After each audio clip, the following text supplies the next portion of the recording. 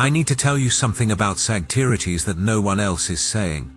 And I need you to listen closely because what I'm about to reveal will completely change how you see this sign, and if you are a Sagittarius, it will explain the exhaustion you've been carrying in your bones for longer than you can remember. Right now, as Jupiter moves through its current cycle, there's a frequency activating in the collective consciousness that's specifically targeting Sagittarian energy. And I don't mean this in some vague, mystical way. I mean there is a cosmic recalibration happening that's forcing every Sagittarius and everyone connected to Sagittarian energy to confront the deepest paradox of their existence. The fact that their greatest gift is also their most profound curse. You might think you know Sagittarius, the adventurer, the optimist, the life of the party who can't commit, who's always booking the next flight, who philosophizes over wine and disappears when things get too heavy. But that's not the truth. That's the defense mechanism. That's the costume they wear to protect something far more vulnerable underneath. Let me ask you something, and I want you to really feel into this. Have you noticed lately, especially if you're a Sagittarius or have significant Sagittarius placements, a particular kind of tiredness? Not physical exhaustion, but something deeper. A soul-level fatigue that comes from constantly seeking, constantly questioning, constantly being the one who has to see beyond what everyone else accepts as truth. Have you felt it? That weight in your chest that comes from carrying a vision no one else can see yet? If you have, you're not imagining it. You're experiencing what I call the Sagittarian burden, the karmic weight of being the Zodiac's truth seeker in a world that's addicted to illusion. Here's what most astrology content won't tell you. Sagittarius isn't actually about freedom. That's the surface reading, the Instagram caption version. The real Sagittarius energy is about the unbearable responsibility of consciousness expansion. It's about being cursed with the ability to see the cage while everyone else thinks they're free. It's about carrying a philosophical hunger so intense that it makes ordinary life feel like slow suffocation. Let me break down the architecture of this energy so you understand exactly what we're dealing with. Sagittarius is ruled by Jupiter, the planet of expansion, growth, and abundance. But here's the critical piece most people miss. Jupiter doesn't just expand the good things. Jupiter expands everything. It magnifies. It amplifies. It takes whatever is there and makes it bigger. For Sagittarius, this means their consciousness is constantly expanding, constantly pushing against the boundaries of what they know, constantly outgrowing the containers they've built for themselves. Imagine living in a house where the walls keep moving outward. Every time you get comfortable, every time you think you've finally found home, the space expands and suddenly you're standing in the middle of something unfamiliar again. That's the Sagittarian experience. They're not running away from commitment, they're experiencing a fundamental incompatibility between their expanding consciousness and the static structures the world offers them. This is mutable fire energy, and if you understand what that means, you understand everything about why Sagittarius operates the way they do. Fire is the element of spirit, of vision, of the spark that ignites transformation. But mutable energy is adaptable, changeable, responsive to flow. Put those together and you get a flame that never stays in one place. A vision that's constantly evolving. A truth that refuses to be pinned down. Other fire signs, Aries and Leo, have fixed targets. Aries knows what it wants to conquer. Leo knows what it wants to create and be celebrated for. But Sagittarius is aiming at a target that keeps moving because the target is truth itself. And truth is not a destination. Truth is a direction. It's a journey that never ends. And this is where the suffering begins. Because we live in a world that demands answers. That rewards certainty. That punishes people who say, I don't know, or I'm still figuring it out, or what I believed last year no longer serves me. We live in a culture that wants you to pick a lane, build a brand, commit to an identity, and stay there. And for Sagittarius, that request feels like being asked to stop breathing. I want you to understand something crucial. When a Sagittarius leaves a relationship, a job, a city, A belief system. They're not being flaky. They're not being irresponsible. They're responding to an internal compass that's more real to them than any external obligation. They're following a soul directive that says, if you stop growing, you start dying. This is why Sagittarius is associated with higher education, philosophy, religion, and long-distance travel. These aren't hobbies. These are survival mechanisms. These are the ways Sagittarius feeds the hunger that lives at the core of their being, the hunger for meaning, for expansion, for understanding that goes beyond the surface of things. But here's the trap, and this is where we need to go deeper into the shadow. That hunger is insatiable. There is no amount of travel, no number of degrees, no philosophical system complete enough to finally satisfy it. Because what Sagittarius is really seeking isn't out there in the world. It's an internal state of freedom that can never be achieved through external exploration alone. This is the Sagittarian wound. The belief that freedom exists somewhere else. That if they just go far enough, learn enough, experience enough, they'll finally arrive at the place where the restlessness stops. But it doesn't stop. It can't stop. Because the restlessness isn't a problem to be solved, it's the engine of their evolution. Let me tell you what this looks like in real life. Because I want you to see how this plays out in the actual lived experience of Sagittarian energy. You meet a Sagittarius and they're magnetic. They're full of stories, full of ideas, full of this contagious enthusiasm for life. They make you feel like the world is bigger and more interesting than you thought. They inspire you to question things you've always accepted. They give you permission to want more, to dream bigger, to break the rules that have been keeping you small. And then, just when you think you've found something real with them, they start to pull away. Not because they don't care, not because they don't love you, but because they can feel the walls closing in. They can feel the relationship starting to become a container. And containers, no matter how beautiful, feel like cages to Sagittarius. This is the pattern that breaks hearts. The Sagittarius who can't stay. The Sagittarius who loves you but leaves anyway. The Sagittarius who promises forever and then disappears because forever started to feel like a trap. But here's what's actually happening beneath that pattern. And this is where compassion becomes essential. Sagittarius isn't afraid of commitment. They're afraid of stagnation. They're afraid of becoming the kind of person who stops asking questions, who accepts limitations, who trades their vision for security. They're afraid that if they stay too long in one place, with one person, in one version of themselves, they'll lose the very thing that makes them who they are. And the tragedy is that this fear often becomes a self-fulfilling prophecy, because in running from stagnation, they create instability. In protecting their freedom, they isolate themselves. In refusing to be caged, they end up alone. This is the Sagittarian paradox. They're seeking connection through a lens of independence. They want intimacy without imprisonment.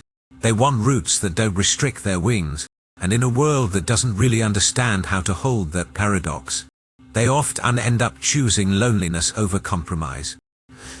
I need to address something specific to 3 groups of people watching this. Because what I'm about to say next applies to you with particular intensity.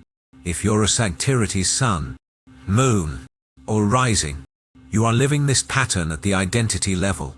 This isn't just a trait you have, this is the fundamental operating system of your soul. You didn't choose this. You were born into it. And the exhaustion you feel isn't weakness. It's the natural result of carrying a consciousness that's too big for most of the structures society offers you.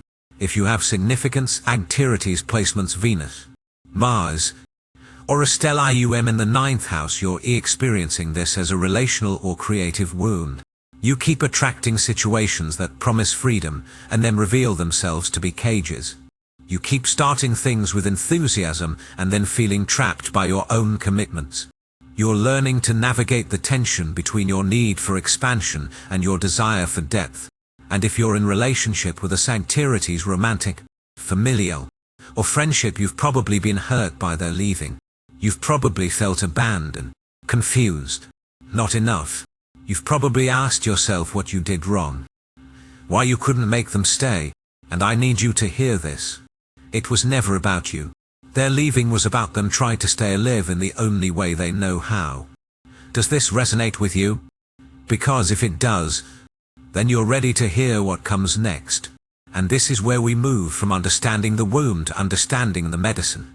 The reason I'm telling you all of this right now, at this specific moment in cosmic time, is because we're in the middle of what I call the Great Sagittarian Reckoning.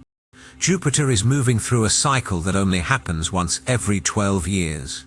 And this particular passage is activating a frequency that's forcing every Sagittarius to confront the one question they've been running from their entire lives.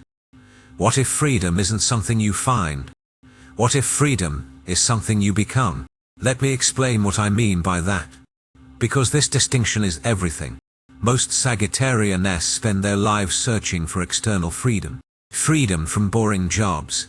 Freedom from restrictive relationships. Freedom from small-minded people and suffocating environments. They're constantly scanning the horizon for the next escape route, the next adventure, the next experience that will finally give them the spaciousness they crave. And there's nothing wrong with that impulse. That impulse is sacred. That impulse is the voice of their soul saying, "You are meant for more than this." But here's the shift that needs to happen. And this is the evolutionary leap that Sagittarius is being called into right now. External freedom is not the same as internal liberation. You can't travel to every country on earth and still feel trapped inside your own mind. You can leave every relationship that gets too close and still feel imprisoned by your own patterns. You can accumulate all the knowledge in the world and still feel like you don't know who you are. True freedom. The kind of freedom that Sagittarius is actually seeking beneath all the restlessness, isn't about having no commitments. It's about being so deeply rooted in your own truth that no external circumstance can shake you. It's about being so clear about who you are that you can stay in one place without losing yourself. It's about being so connected to your own inner compass that you don't need to keep running to prove you're free. This is the maturation of Sagittarian energy. And it's not about becoming less Sagittarian. It's about becoming more. It's about taking all that fire, all that vision, all that philosophical hunger, and directing it inward instead of only outward. It's about becoming the explorer of your own consciousness with the same intensity you've been exploring the world. And I know what some of you are thinking right now. You're thinking, but if I stop moving, if I stop seeking, if I actually commit to something, won't I lose myself? Won't I become one of those people who settled, who gave up on their dreams, who traded their wild soul for a comfortable life? And the answer is answer. Only if you commit to the wrong things for the wrong reasons. Only if you say yes to situations that require you to shrink. Only if you mistake staying for stagnation. But what if you could stay and still grow? What if you could commit and still evolve? What if you could build something lasting without building a cage? This is the invitation that's being offered to Sagittarius right now. And it's not an easy one. Because it requires something that goes against every instinct they have. It requires them to trust that depth is just as valuable as breadth. That going deeper into one thing can be just as expansive as skimming the surface of many things. That real freedom includes the freedom to stay. Let me give you a concrete example of what this looks like, because I want you to see how this plays out in practical terms. I worked with a Sagittarius Sun woman a few years ago who had been in 7 different careers by the time she was 35. She'd been a teacher, a photographer, a yoga instructor, a travel blogger, a life coach, a real estate agent, and was considering going back to school for marine biology. Every time she started something new, she'd be completely on fire for it. She'd throw herself in with total enthusiasm, convince everyone around her that this was finally the thing, and then 6 months to a year later, she'd start feeling that familiar restlessness creeping in. The walls would start closing in. The work would start feeling repetitive. She'd start fantasizing about the next thing, and she came to me exhausted. Not just tired, but soul exhausted, because she was starting to realize that the pattern wasn't about the jobs. The pattern was about her, and she was terrified that this meant she was broken. that she was incapable of commitment, that she was destined to be a perpetual beginner who never mastered anything. But here's what I told her, and this is what I want every Sagittarius to understand. The problem wasn't that she was changing careers. The problem was that she was using career changes as a substitute for internal transformation. She was trying to solve an internal restlessness with external movement, and no amount of external movement will ever satisfy an internal hunger. So we did something different. Instead of helping her figure out what career to pursue next, we went deeper into the restlessness itself. What is this feeling actually trying to tell you? What are you really seeking when you feel the urge to leave? And what emerged was profound. She realized that what she was actually craving wasn't a new career. It was a new relationship with herself. She was craving permission to be complex, to be multifaceted, to contain contradictions. She'd been trying to find one identity that could hold all of her, and when that identity inevitably felt too small, she'd abandon, unknit, and try on a new one. But the truth is, she didn't need a new identity. She needed to stop identifying so rigidly in the first place. She needed to understand that she could be a teacher and a photographer and a writer and a healer all at once. That she didn't have to choose one lane and stay in it forever. That her multiplicity wasn't a problem to be solved, it was her gift. This is what I mean by internal liberation. It's not about stopping the movement. It's about understanding what the movement is really for. It's about recognizing that the restlessness isn't a flaw in your design, it's the engine of your evolution. But evolution doesn't always require external change.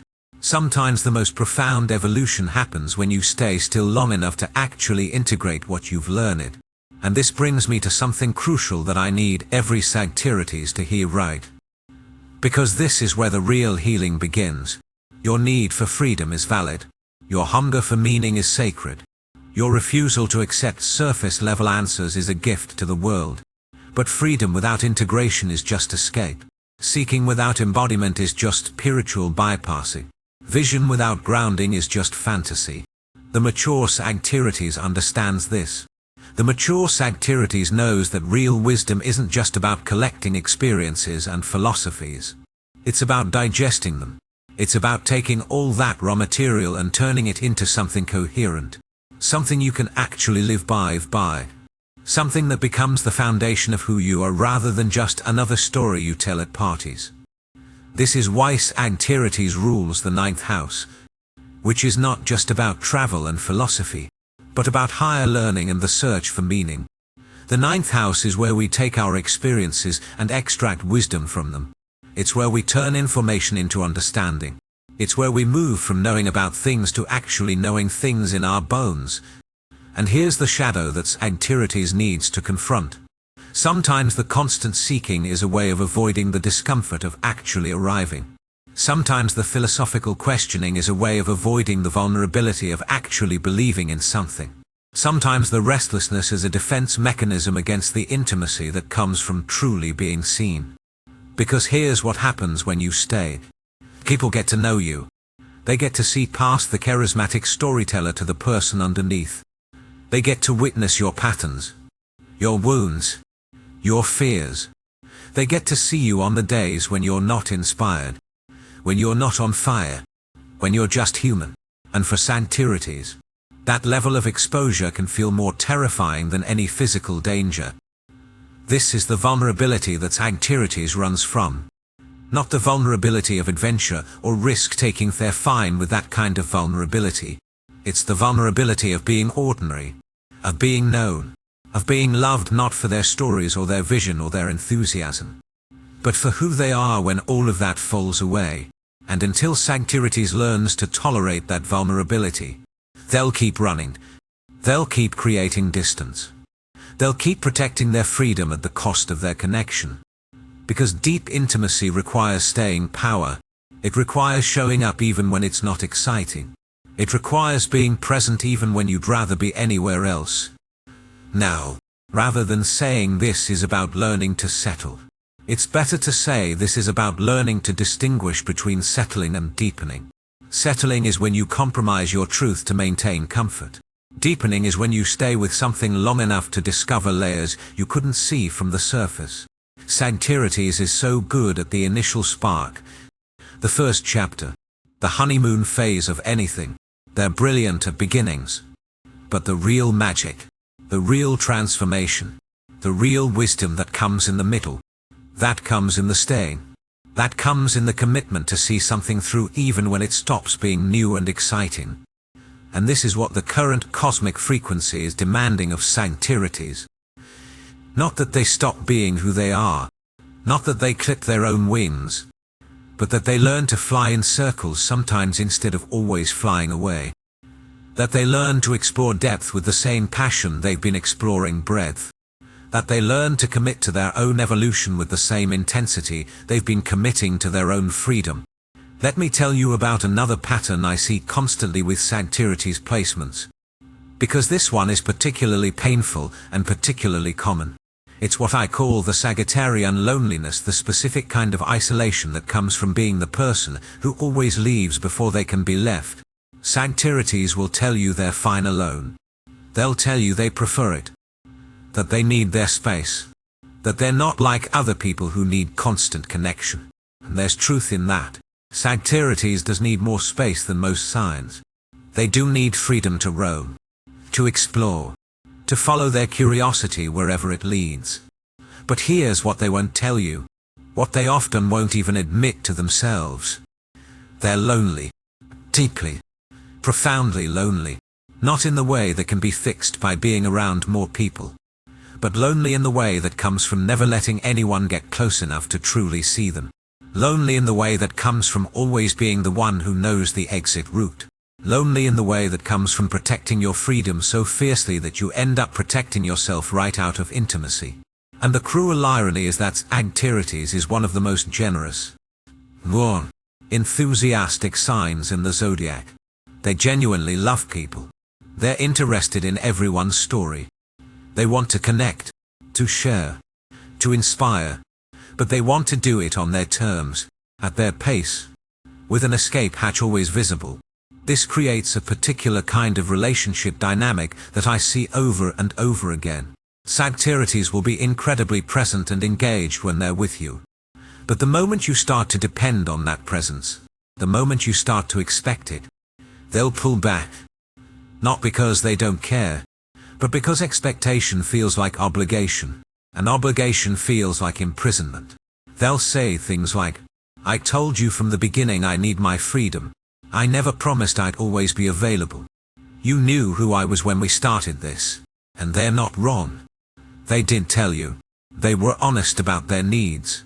But what they don't realize is that their need for freedom is often so extreme that it makes real partnership impossible. Because partnership requires some level of dependability. Some level of showing up even when you don't feel like it. Some level of prioritizing the relationship over your own impulses. And this is where Sagittarius has to make a choice. Not between freedom and connection, that's a false binary, but between unconscious freedom and conscious commitment. Between running on autopilot every time things get uncomfortable and actually examining why you're running. Between protecting your independence at all costs and asking yourself, what is this independence actually costing me? Because here's what I've observed working with hundreds of Sagittarius placements over the years. The ones who are truly happy, truly fulfilled, truly living in alignment with their highest expressions are not the ones who've maintained perfect freedom at all costs. They're the ones who've learned to choose their commitments consciously. They're the ones who've stopped running long enough to ask themselves, what am I actually running toward? And what am I running from? And almost always, what they're running from is the fear of being trapped in a life that doesn't reflect their truth.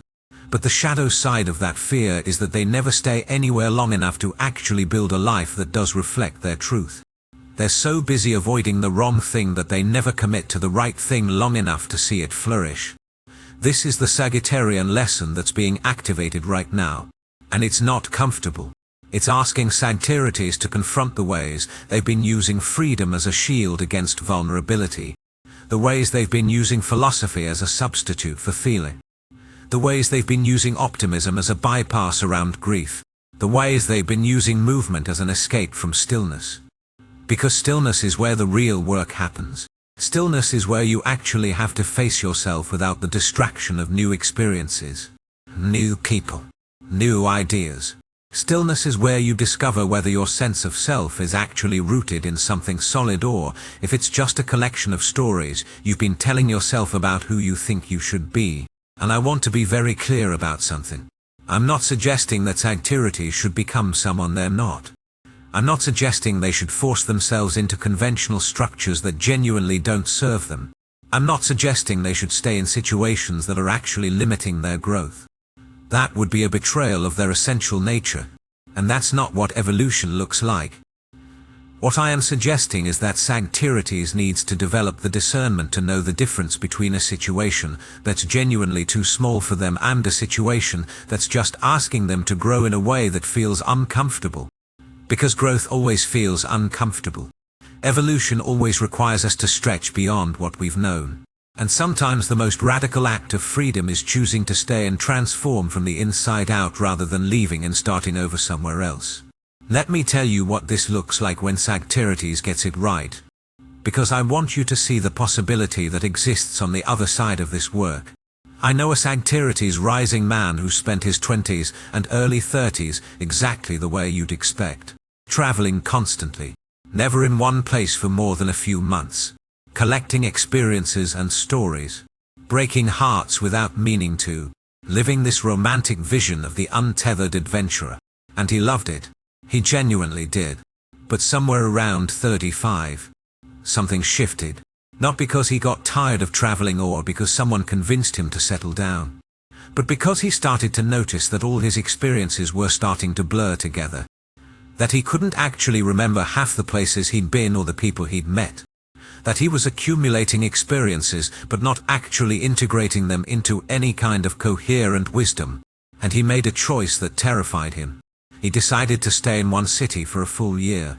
Not because he had to, but as an experiment. To see what would happen if he actually committed to being somewhere long enough to go beneath the surface. To see what would happen if he built a community instead of just passing through one. To see what would happen if he let people see him not just at his most charismatic and inspired, but also at his most ordinary and human. And you know what he discovered? That depth is just as adventurous as breadth. That there are entire universes to explore within a single relationship if you stay long enough to move past the initial attraction into real intimacy.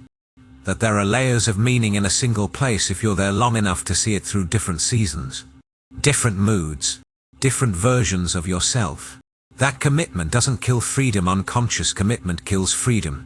But conscious commitment, commitment that you choose from a place of clarity rather than obligation, that actually expands your freedom because it gives you a foundation to build from. He's still a Sagittarius. He still travels. He still questions everything. He still needs more space and autonomy than most people. But now he travels from a home base instead of from nowhere. Now he questions from a place of genuine inquiry instead of from a place of avoiding answers. Now he needs space, but he also knows how to come back and be present. He learned that you can't get if you're always moving the bow.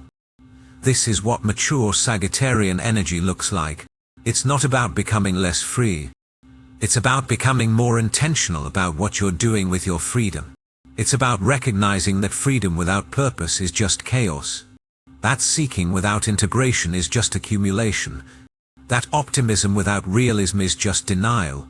And this brings me to something I need to address specifically for the Sagittarians who are in relationships right now, or who want to be, because this is where the rubber meets the road. This is where the philosophy has to become practice. If you're a Sagittarius and you're in a relationship, I need you to ask yourself honestly, are you actually present, or are you just physically there while your mind is already planning the next escape? Are you bringing your full self to the connection? Or are you holding back the parts of yourself that feel too vulnerable to share? Are you allowing yourself to be truly seen? Or are you performing the role of the adventurous free spirit because that's safer than revealing the person underneath who's just as scared and uncertain as everyone else? Because here's what your partners need you to understand. They don't need you to be perfect. They don't need you to have all the answers. They don't need you to always be optimistic and enthusiastic and ready for the next adventure. What they need is for you to be real. To be honest about your fears and your doubts and your struggles. To let them see you when you're not at your best.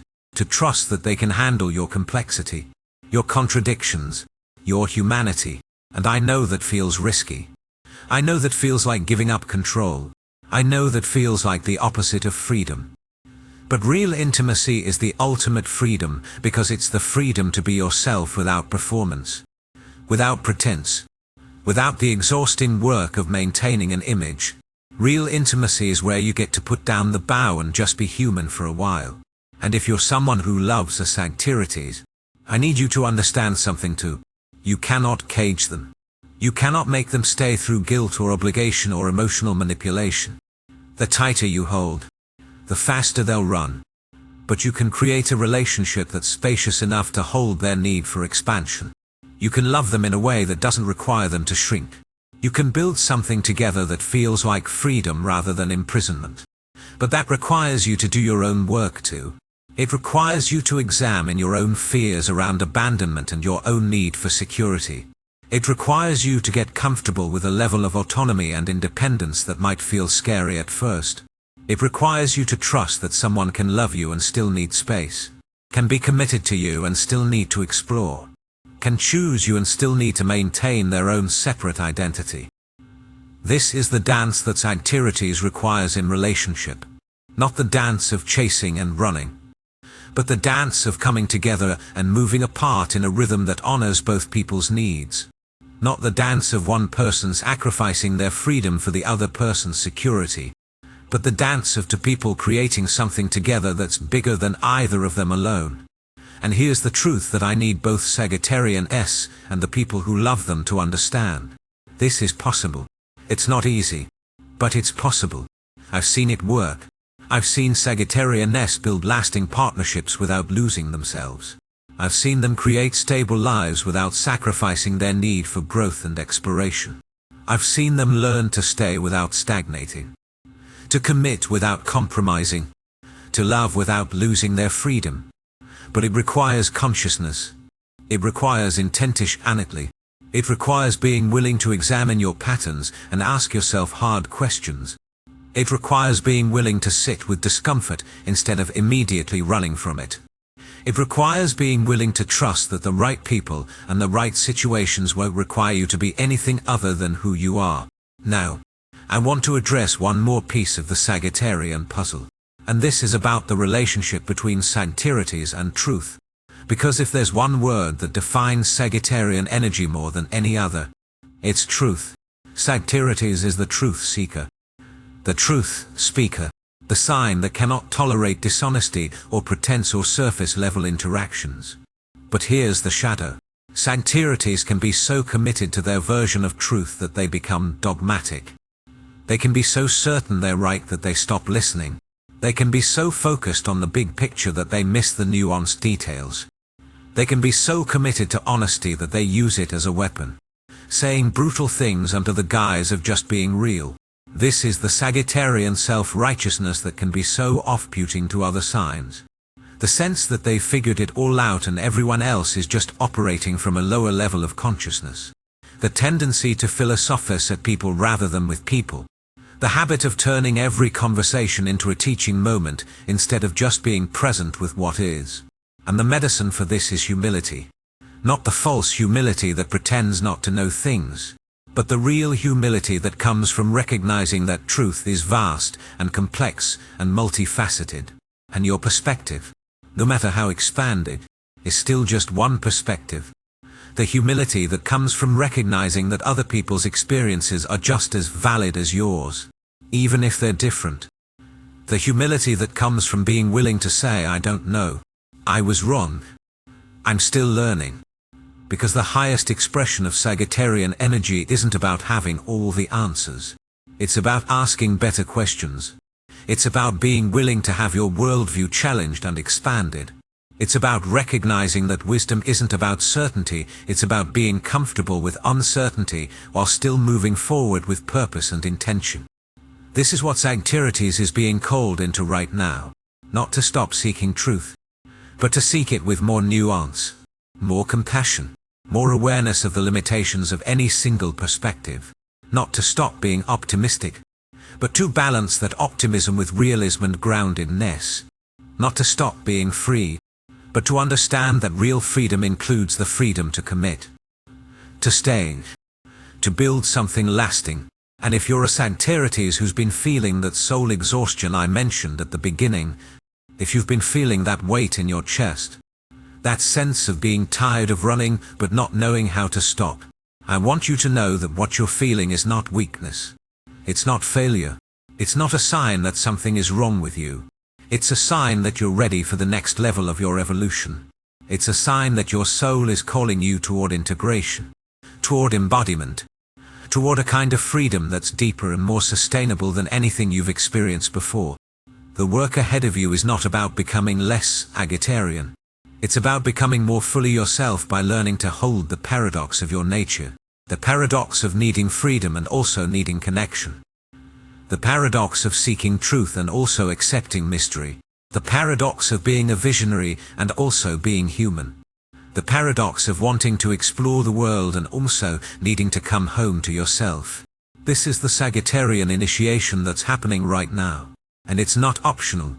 The cosmic frequency that's activating is going to keep pushing until you face what you've been running from. Until you examine the patterns that have been keeping you safe but also keeping you isolated. Until you ask yourself what you're really seeking beneath all the seeking. Until you discover that the freedom you've been chasing has been inside you all along, waiting for you to stop moving long enough to notice it. So here's what I want you to do. Whether you're a Sagittarius or you love one, I want you to stop treating restlessness as a problem to be solved and start treating it as information to be understood. I want you to stop running from commitment and start getting curious about what commitment could look like if you designed it consciously. I want you to stop using freedom as a shield and start using it as a foundation. I want you to stop seeking the next thing and start integrating what you've already learned. I want you to stop performing the role of the adventurer and start being honest about the human underneath who's just trying to find their way home. Because that's what this is really about. Not about traveling the world or collecting experiences or having all the answers. It's about finding your way home to yourself. It's about discovering that the freedom you've been seeking isn't out there somewhere, it's in here. In the willingness to be fully present with who you are, in all your complexity and contradiction and beautiful, restless humanity. It's about learning that you can be the archer and the arrow, the seeker and the sword, the question and the answer, all at once. It's about understanding that your wild soul doesn't need to be tamed.